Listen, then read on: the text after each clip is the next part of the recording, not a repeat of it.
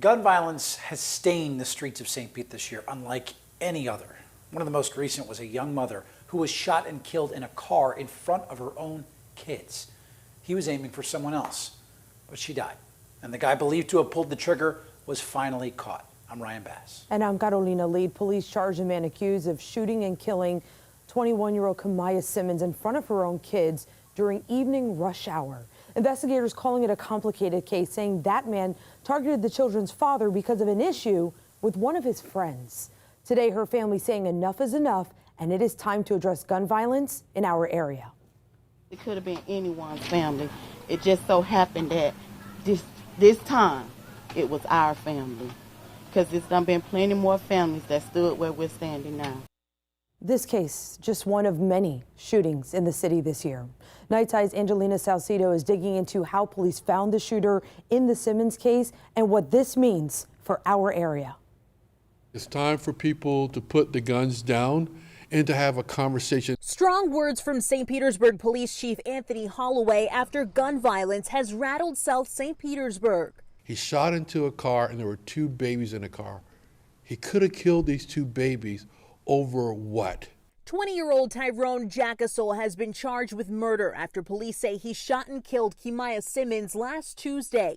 He was already in jail for the robbery of a gold chain. Police say Kimaya was in the car with a friend of the man Jackasol robbed. He's a coward, and we all know he's a coward because over a piece of jewelry, that's all my sister's life was worth. Because you are a coward, you had to use a gun. And you used it recklessly. Here at the scene where Kimaya's life was taken, her memorial continues to grow with support. But just 3 minutes away, this memorial has popped up for Emily Grott. She was also a mother of two, shot and killed on Easter Sunday. It's a gun issue everywhere, and that needs to be addressed, and it needs to be handled. It's too many senseless and useless killings.